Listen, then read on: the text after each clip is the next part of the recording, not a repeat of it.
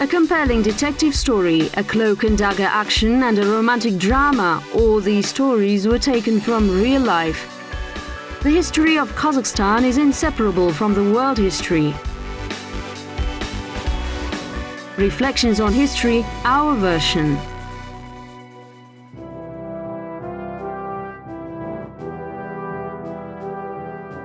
A 1,000-mile journey.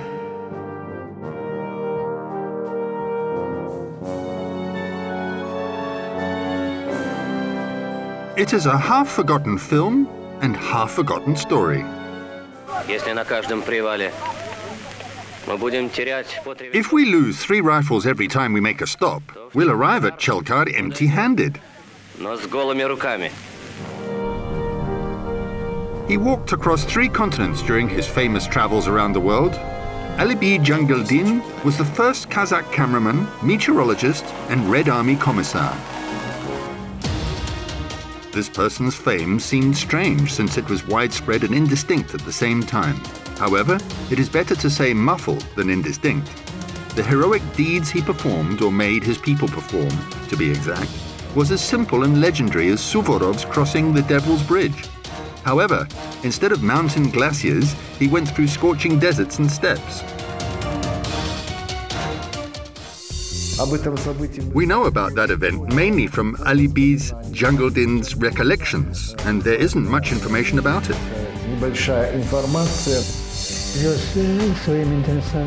He and his international detachment brought weapons, cartridges, and money to the Aktabe front.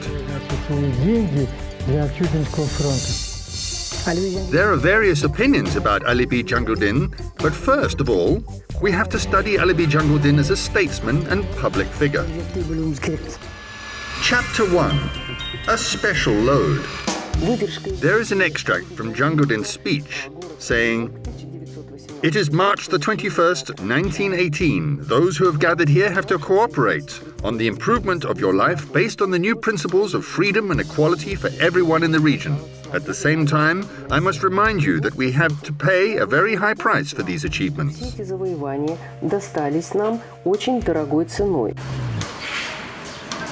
That price was not final. As soon as the Congress was held under the slogan "All power to the Soviets" was over, Dutov's army seized the city. In the Orenburg province, there are certain settlements which changed hands 6 times during the Civil War.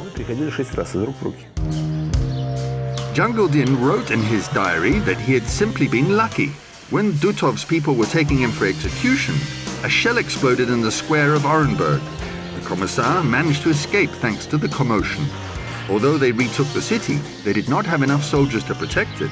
Thus, the Turgai Executive Committee sent a delegation to Moscow to get help.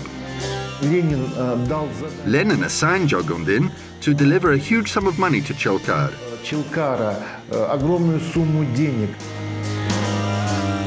Commissar Dzhangildin was given 68 million rubles, weapons, ammunition, and medicine. Lenin offered to recruit an international detachment to deliver this important load.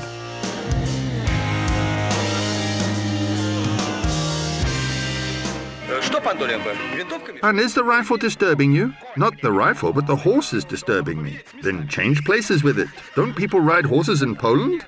Why not? Others ride, but I don't.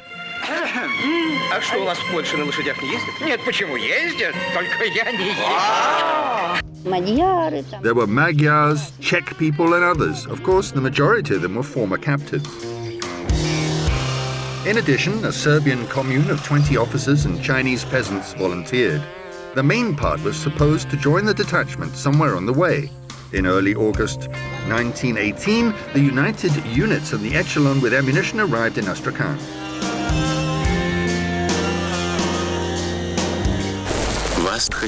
The counter-revolutionary rebellion in Astrakhan immediately took decisive measures and helped the military commissar. We're planning to go further. Don't be late. Dzhangildin. The war continued. Not only the Bolsheviks and Germany planned to conquer Turkestan, but also others had similar plans. The English developed certain plans concerning it too.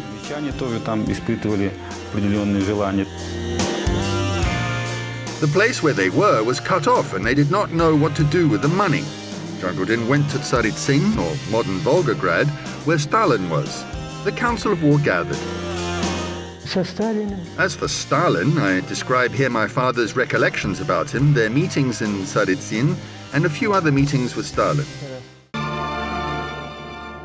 First, I was offered to stay and organize a cavalry brigade from the Bukayev Horde. However, when I said that there was a person who could organize the brigade in Moscow, they offered me to get through the front line to the enemy's rear.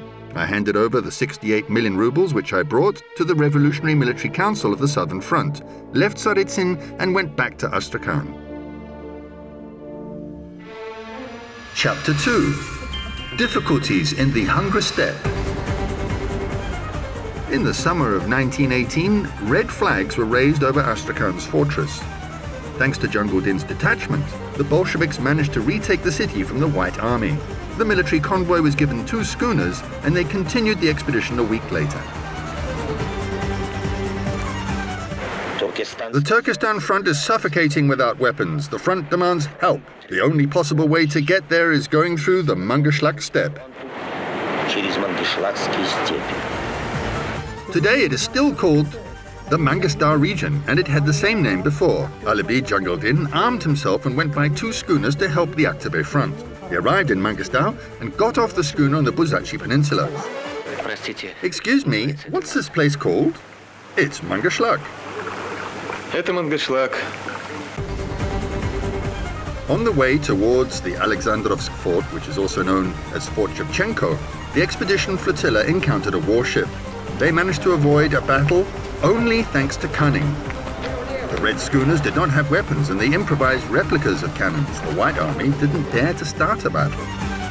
Osman Kobiev, who was a Kazakh cadet and former Tsar's lieutenant colonel, turned out to be the chairman of Alexandrovsk Fort District Council and a member of the Socialist Revolutionary Party. Chernov was his deputy. We gave them an ultimatum. They had to recognize Soviet power, disband the garrison, and transfer the British spies to us. They promised us to recognize Soviet power. Our next task was unloading and then moving further by land.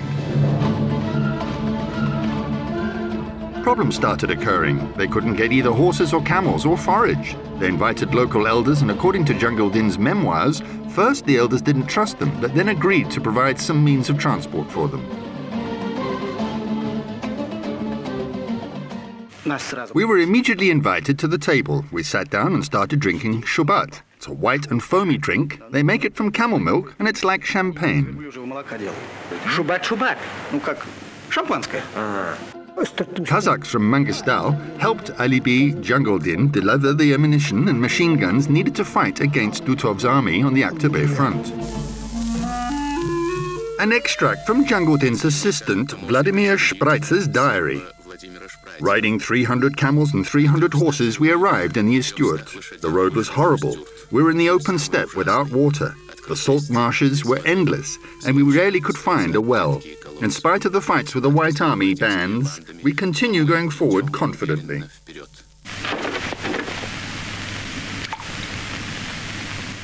Water! The distance between wells was 100 kilometers. Sometimes they were filled with stones or the water in them was poisoned. We collected rainwater behind tombstones at ancient cemeteries. In addition, there was a notable phenomenon. Local residents knew about the places where it was possible to make fire without using dung or saksaul. You could do it in 2 to 3 centimeter wide cracks in the desert. We did it in the following way. We made a crack deeper, enclosed it with salted soil, and then we made fire and could boil food. Before leaving those places, we filled the cracks up with sand, wrote the only female member of the expedition. Her name was Yelena Dzhangildina. Chapter 3. According to genre laws. The commissar did not leave any detailed records about the hardships they had faced on the way and did not even mention being wounded. Writer Maurice Semashko included in his description of Dzhangildin's campaign a stray bullet, love, and a fight with death. Sasha, Sasha. His dry lips called her name, and again he felt her cold, sympathetic hand in his. I love you, Sasha. You are the first woman whom I tell these words. I haven't had anything real yet. This old man said you were a good wife. However, you need to be able to ride a horse. I love you. According to the book, Alibi Dzhangildin's frontline friend's name was Alexandra Romanovskaya. In real life, Yelena Drobyazgina was the wife of the commissar extraordinary. When the Soviets came to power and the Orenburg Congress was being prepared, he met Yelena in Moscow. They met in Moscow when he was getting ready for his Mangoshlak campaign. It seems that the 18-year-old female Muscovite, who was the Tsar's army colonel's daughter, really participated in that campaign. Foreseeing all the problems we would face on the way there, I cut my braids completely. They used one of my braids to make a wig so that I could look respectable sometimes. I went as Alikir's assistant and was wearing a fur cap with large ear flaps and man's clothes. My luggage contained a dress, wig, and shoes, which were in my kit bag. There were 200 of them. The majority of them were foreigners, including Poles, Hungarians, and Germans. There was an unknown and merciless desert in front of them, and the outcomes of such adventures were not often successful.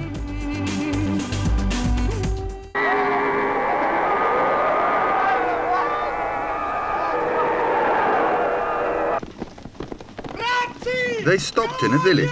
Alibi put aside his Mauser and took the Dombra instead.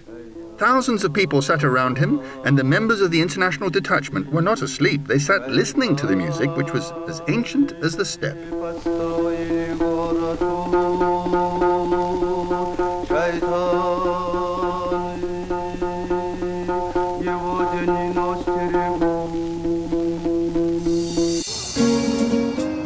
At that moment, according to the writer's intention, the girl's heart trembled. Alibi Dzhangildin was a multi-talented person. He even sang in the Bolshoi Theatre during the decades of art and the USSR peoples. He went on stage and sang a Kazakh folk song.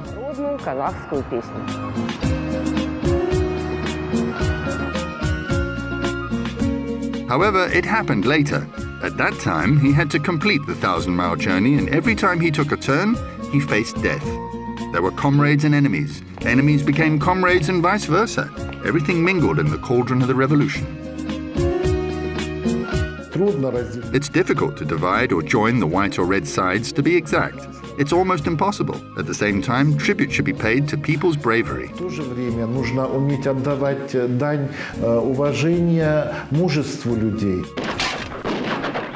According to the laws of the genre and epoch, the Red Army won the victory. However, the love story was tragic. It happened during a cold November night. They were standing near an elm tree, and the commissar threw his jacket over her shoulders. At this moment, a bullet hit her. Sasha, he called her, quietly catching her when she collapsed. She smiled and closed her calm grey eyes. Alibi knew that the bullet had been supposed to strike him. They'd shot at him in Kardaul, and then in the desert near Perovsk. In real life, she wasn't shot at all, but the campaign through Mangoshlak Desert could have been the last for her. Yelena, who the character Sasha was based on, together with her horse, fell over a precipice. Local physicians cured her, and the expedition was delayed only for 4 days. Epilogue. A continued story. A radiogram for the Council of People's Commissars. Having completed the journey, which continued for 3 months, the transport arrived at Chelkar successfully. 3/4 of its valuables were given to the Orenburg front. Military aid arrived on time, exerted considerable influence on world history, and brought happiness to him. Finally, Alibi married Yelena. They had 3 sons. He gave the name Enver to his eldest son. Incidentally, Alibi Dzhangildin and his wife did not go that way only once. The expedition's participants provided literacy training to the population, helped establish orphanages, and opened courses for healthcare workers. They brought food, textiles, and medicine. In 1924, not a military but a humanitarian caravan went back to the Mangostar steppes.